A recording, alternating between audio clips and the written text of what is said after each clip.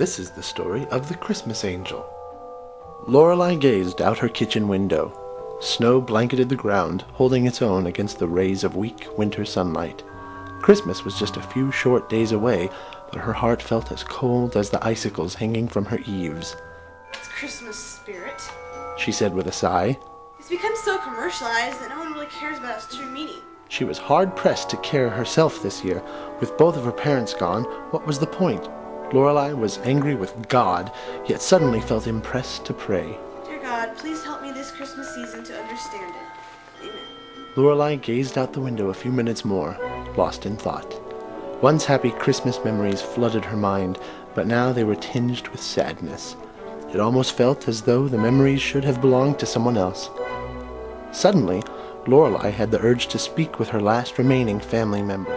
Maybe Crystal can help me. Reaching for the phone, Lorelei dialed her sister's number. Hello? Crystal answered on the other end of the line. Lorelei responded before she could talk herself out of this. Hey Chris, this is Lorelei. Can I talk to you? Sure, what's up? Meet me at the Starbucks cafe, alright? Sure, I'll meet you there in 15 minutes. Lorelei sighed. What had possessed her to call her sister anyway? Putting on her coat and grabbing her keys, she walked outside into the cold, clear morning and opened the door to her parents' old van. Well, technically it was her van now, but the vehicle would forever be associated with her parents and their many road trips. The cafe was only a short distance from her house, and Lorelei was soon there. Walking through the throngs of Christmas shoppers, sipping their hot beverages, she spied Crystal waving to her from a seat on the patio. Making her way over to the table, Lorelei slumped down in the chair across from Crystal. Her sister raised an eyebrow before getting right to business. Now, what did you call me out here for? Lorelei decided that being honest was the best course of action. This whole Christmas season, I can't take it anymore. Just then, a waitress appeared to take their order. The sisters said they hadn't decided yet, and the waitress moved on to the next table. Crystal looked confused. I don't get what you mean. Well, after Dad died last year, nothing's been the same without him. And on top of it all, with Mom's death, Christmas is just a bunch of stupid lights and wreaths. There's nothing special about it anymore. Lorelei was on the verge of tears. Crystal turned a level gaze on her sibling. I think I know what you mean now. So just because Mom and Dad are gone, you think the holidays have lots of meaning? Yes, sister. I think that Mom and Dad would be ashamed to see you like this. You're a total wreck. Silence stretched between them for a few moments before she continued, this time in a softer tone. Do you want to come to my Christmas party? Maybe it would do you some good. With that, she got up and left Lorelei sitting at the table alone. Crystal was already formulating a plan as she walked in her front door. Jason's one of her best friends. Maybe he can help me. Picking up the phone, she sat down on her sofa and dialed Lorelei's friend. After a few rings, a friendly voice answered. Hello? Hello, this is Crystal. I'm Lorelei's sister. Is this Jason speaking? Yes, what can I do for you? Well, how should I put this? I need you to help me with something. Oh, what is it? It's Lorelei. You remember our mother died just a few days ago, right? Of course. Well, she's just turned into a lump of coal. I haven't seen a smile on her face ever since our mother died. Crystal had gone through the grieving process herself, but Lorelei seemed almost stuck, as if the chill of winter had become permanently lodged in her sister's heart. It's not unnatural that people will slip into a reduced state of themselves, Jason said, his voice suddenly that of a clinician. Crystal remembered that Jason was a psychologist by trade. If you want, I can recommend a good person for her to talk to. His name's Ty. Thank you so much. Oh, by the way, I'm having a Christmas get-together here. Would you like to come? Sure, I'll be over at your house in about 10 or so minutes, and I'll help you get in touch with Ty. Good, I'll see you in a little while. After giving Jason directions to her house, she hung up and got busy tidying up and putting a pot of coffee on for her guests. She'd never even had any at the cafe, now that she thought of it. Crystal was actually quite excited to meet Jason. She and Lorelei hadn't really shared the same group of friends growing up. Crystal had always been the more practical of the two, and Lorelei the dreamer. It would hopefully show Crystal another dimension of Lorelei's life.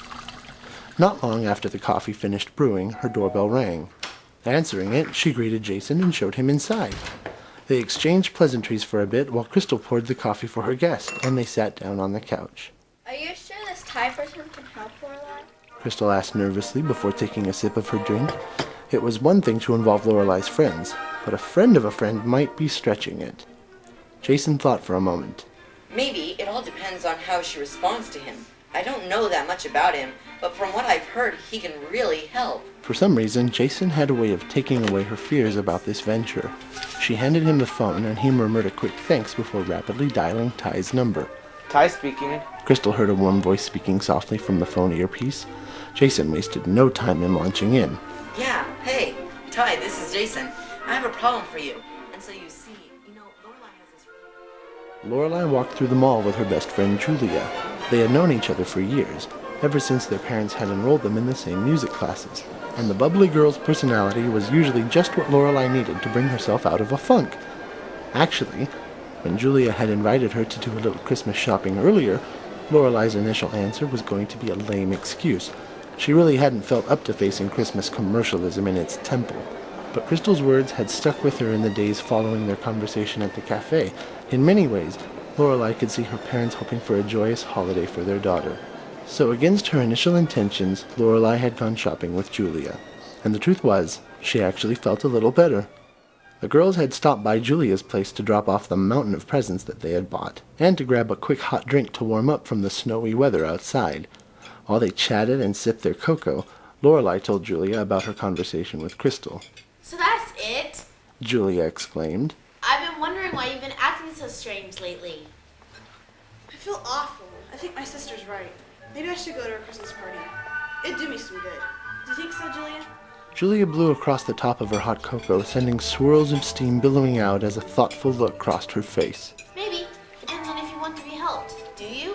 Lorelai considered the question carefully before answering honestly. I don't know anymore. Have you talked to Jason about this? Julia asked, referring to their mutual friend.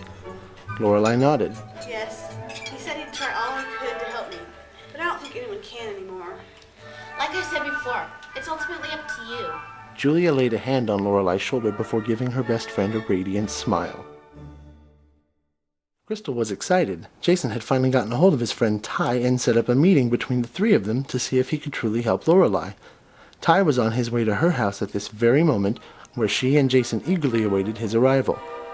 To pass the time, the two friends discussed Lorelai's problems for what seemed like the millionth time, trying to eke out any detail they might have previously overlooked that could help Ty grasp the full picture. Before long, there came a knock at the door. Jason sprang up to answer it, and Crystal could hear him exclaiming how good it was to see Ty again. He came inside, and Crystal liked what she saw. This Ty person had genuine, open features and a broad grin. After Jason had formally introduced them, Ty asked her, Now, to get down to business, what's Lorelai's problem? She loves Christmas. It's not special to her anymore. Ty looked slightly puzzled. Why isn't it special anymore?